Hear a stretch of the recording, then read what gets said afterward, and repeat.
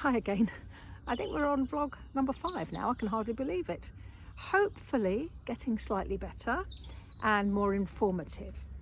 My long-term plan with this is to give you a real overview of what it's like to run an eco retreat and an eco holiday venue.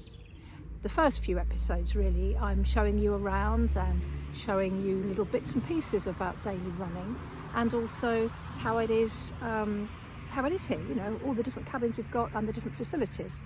Talking of which, if I move my bonce out of the way, there we go. That in the background is our outdoor kitchen. Really proud of that, it's great. There's a pizza oven, a cob pizza oven that we built on a workshop, which was brilliant. Cob Oven Man, if you're interested, I will put a link below. And you get that complimentary with 3 cabin booking or more. So if you book 3 cabins, you get that as well. So it's really great for groups. And obviously we use it on all our retreat bookings. Hen groups, stag groups, cricket clubs, yoga retreats, you name it. We don't do weddings. Maybe I'll talk about that future post, but we don't do weddings and big celebration parties and things. It's not appropriate. It's for, you know, small group getaways, quiet retreats and having fun. So I'll tell you more about the facilities that we have here along the way. And if you're interested in the nitty-gritty, the running, please like some videos and subscribe, because I promise as time goes by, I'll give you a lot more information about the day-to-day running and our planning process and all that kind of thing.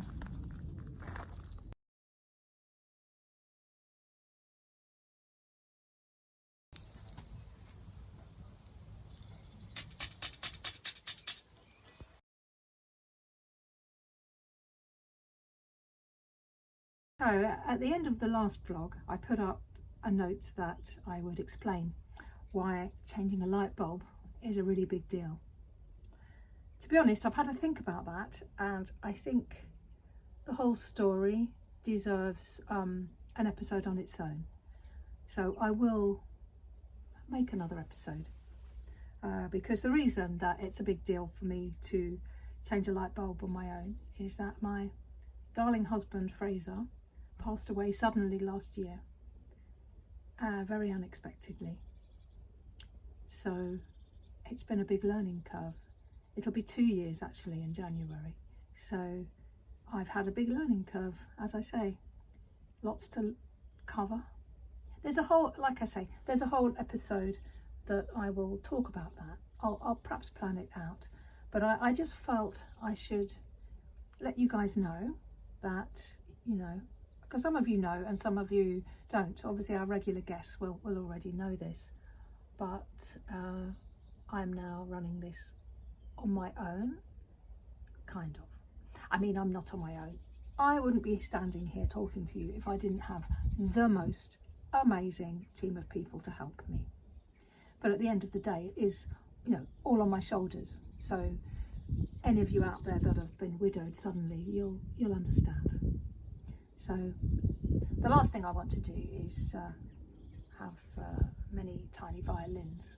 So I'm kind of just stating the facts at the moment, and I look forward to celebrating Fraser's life with you, because what he did and what we did together, but Fraser was very much a driving force, and I'd like to celebrate that. So bear with me, I will do another post about that.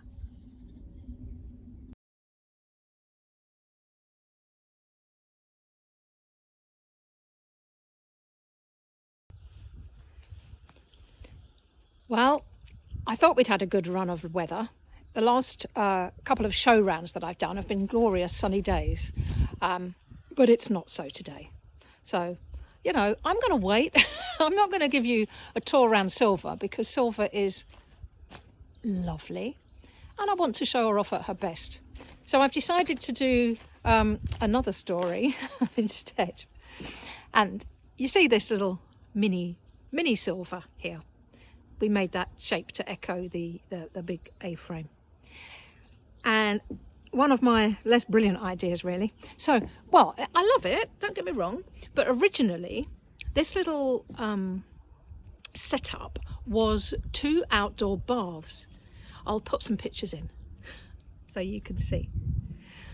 They were fantastic, absolutely great fun, so lovely bathing under the stars, and it all looked great and it worked great until it got to the winter and it got too frosty.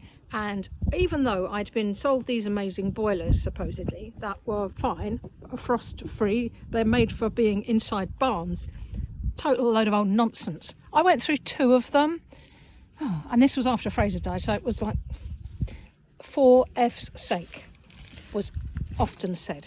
So anyway, got rid of those. Actually, I didn't get rid of them. We made one into a plunge bath by the spa, the big spa with the sauna and hot tub that I haven't shown you yet. And then we made a dip bath by Tiny Home Keith, which is you can heat with logs and make it a fun thing to do, just bathe outside. So a simple thing. So we did recycle those baths. So what we did in the end is replace the baths with a fabulous Japanese style wood burning hot tub. It's very it's for 2 people and it's quite deep, so you could really get a nice submerge under there. It's just fabulous. And silver really is for couples, so couples or single people. I stay there myself quite often and thoroughly enjoy it. Again, I'll pop some pictures in so you can see what it looks like in more clement weather. Why did I start doing this in the winter? I'll never know, but there we are. I guess you're seeing everything at all seasons. So I guess the moral of that story is, you know, things don't always work out as you think they will, you know.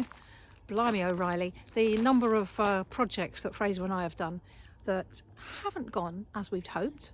Lots have, but there's been a few bloopers for sure, and I think that was one of them, to be honest.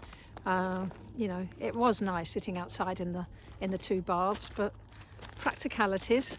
You know, quite often when you're doing something like this, you're at the behest or the that's not the right word, but you're at the mercy of taking advice from people, you know.